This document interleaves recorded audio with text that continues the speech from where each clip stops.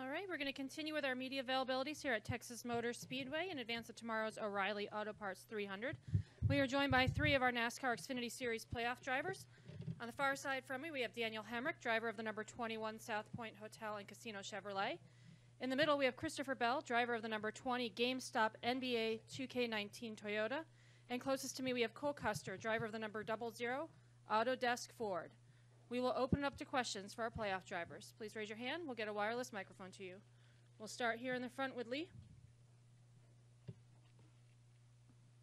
Lee Spencer, RacingBoys.com. Christopher, can you talk a little bit about where your thoughts have been after last week and what happened on the racetrack? And talk to Justin. He said he talked to you afterwards, and he said you heard his engine and kind of knew it was coming. Yeah. I don't know. I'll be honest.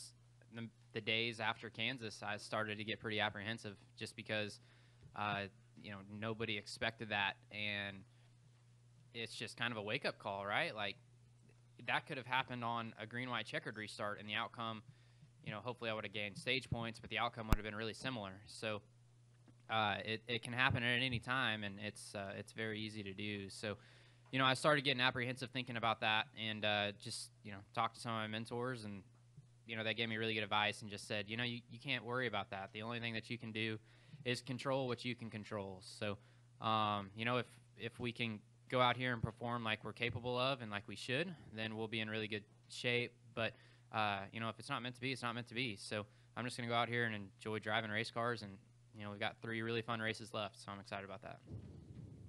We'll go to Woody and then Dustin. Woody Kane with MRN. Speaking of 3 races left, let's look ahead a little bit to next week. I'm curious to get the opinion of all 3 of you about how you think changing where the start-finish line is might impact that race and how crazy that might be. Cole, you're up. Handling, it's not going to change, how we drive the cars, I think, but it's obviously going to change. The pit road's a lot different, so I don't know. The curve there looks really big, and I don't really know how that's going to affect it, how your pit strategy is going to be different, or how that's going to work. And I don't know how the restarts are going to be, so it's probably going to be pretty crazy restarts trying to go 3 and 4 wide, but it's definitely going to be a different Phoenix from that standpoint for sure. Yeah, I agree with Cole. Touched on pretty much everything that we all have to kind of examine and figure out how to attack a little differently moving forward. But the racetrack itself, from all the way up until we come down pit road, is going to be the same for us, except for the restarts. And we just got to. I'm sure in practice, everybody's going to have a lot better idea of how to answer that question after we see kind of how it looks and whatnot. But at the end of the day, it's the same surface and whatnot, so we're going to attack it the same. It's going to confuse us all weekend, too, calling turn 1, turn 3, too. Oh, yeah. So. That's going to mess that up big time. The biggest thing for me, I think, is going to be the NASCAR rules. So whenever you go to the 1.5 mile racetracks where there's a really wide apron on the front stretch, they have a rule where you cannot use the apron until you get to the start-finish line. Well, with the front straight or the start and finish line being on the first part of the dog leg, I think it's going to be a really big advantage to be on the bottom and shortcut that dog leg as soon as you pass the start-finish line. So it'll be interesting to see their rules on when you can get onto the apron, and I think it's going to be fun, but it's going to be hectic. We'll go to Dustin. Dustin Long, NBC Sports. Cole, what are your plans for next season? Right now the plan's to run the Xfinity Series next year and compete for another championship, but we still got work to do this year and trying to win one. And we're a little bit of a hole, but that's the plan next year. Any additional questions for our panel? We go back to Lee.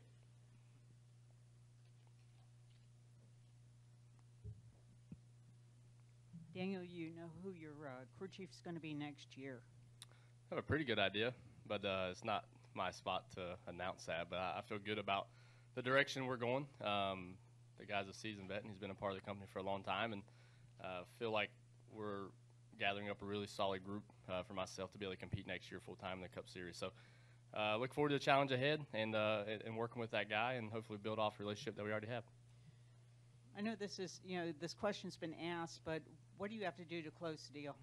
And, if it gets to Homestead, you're going to be in a position where, that will likely have to happen for you to win the championship. Yeah, exactly. And that makes me happy to even think about having that shot for one. And for me, I think about my career in times of cars I've driven and things that maybe weren't winning race cars. But at the end of the day, I feel like I'm sitting here because I may have never had the opportunity to win on a solid basis week in and week out, but I knew what I was driving, and the people that I was driving for at different levels knew what I was driving at the time. And yeah, right, you get in a situation where you're leading laps and setting on poles like we have recently, you want to win races, but I know I laid my head down every night knowing I got everything I could out of the race car, and everybody that knows me knows I'm not one to toot my own horn, but I feel confident anybody else got in the cars, they wouldn't exceed or get the results that I haven't yet either. So that being said, the direction we went as a race team and how our speed is giving us more and more opportunities, that's whenever the time to close the deal is, and we're getting closer to that every week. Come up here to the front with a microphone.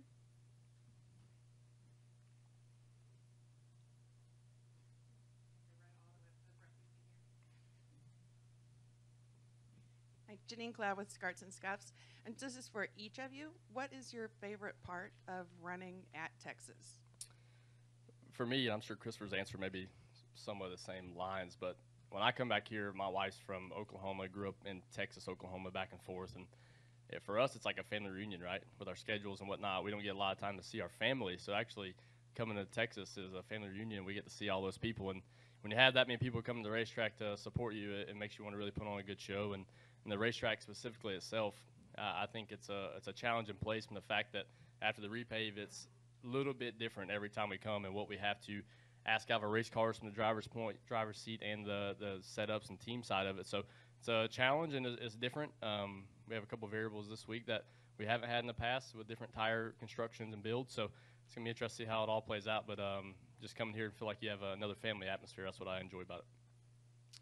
Yeah, I'm kind of along the same lines. Texas is my home racetrack, so I get to come here, and I'll have a bunch of family here, so that'll be cool. And as far as the racetrack itself, the Old Texas was my all-time favorite NASCAR track. It was really fun. So each time you come back here, the track weathers a little bit more, and hopefully over time it'll get back to that really wide where you can spread out and run all over, and that's the Texas we love. Yeah, I mean, I think the biggest, the way you got to look at the fun is kind of like what Daniel was saying, is that it's a challenge. You got to try and figure it out every single time because it's a little bit different with the tire and how they drag the tire drag, and the track's changing throughout the weekend with how it works in. So it's just it's kind of a challenge just getting your car right between the two ends. So it's just a challenge all weekend. I think you kind of find some fun in that and figuring out the problems. We'll go to Jerry. Jerry Jordan, KickingTheTires.net, PRN. Daniel, you've got 3 races left till next year you'll be going to the Cup. Or have butterflies started? Are you nervous? Are you anticipating it? Or what are your thoughts as you close out this season and look forward to your future? For me, I'm the most comfortable and relaxed I've ever been in my career. And because of that, it makes it fun to know the task at hand, and that's competing for the Xfinity Series Championship, and knowing that we take pride in knowing we still have a shot at that. Obviously, having the plan set in stone for next year and knowing that opportunity is on the horizon is something I'm trying to just enjoy the ride of what is right now, and extremely thankful to Rich Childress Racing and Chevrolet and all of our partners that have already signed on for next year to give me that kind of security. Isn't a good word. You never feel secure, but just that place in my stomach where I know I'm competing next year at a level that I've worked my entire life to get to, and because of that makes today and the next couple of weeks that much more enjoyable. We'll go to Wolfgang. I have a question to anybody you want to answer. I think you raced here before. In principle, can you roll when the weather is the same or identical like it was earlier in the year, the car with the same setup, or you have to work again on a different setup for the race this weekend? Well, we kind of experienced the maximum temperature swing. Yeah, the maximum temperature swing in the spring. I think it was a 85 and humid, feel like 90-degree day in practice, and then it was a feel like 30-degree day in the race. So from that point, I can't speak for the crew chiefs, but as a driver, your throttle traces change significantly. But as far as setup-wise, I didn't get in the race car on Saturday on the race day and feel completely different than I did on Friday. Just you're going quite a bit faster. So, yeah, I'm sure the crew chiefs might answer that a little bit differently, but I didn't feel my car change a whole lot. Yeah, kind of to add on what Christopher said, in the seat, we drive to a limit of grip, right? Whether it's the front tires trying to give up first, or the rear tires trying to give up first. And as that temperature swing happens, that feeling we're looking for stays the same.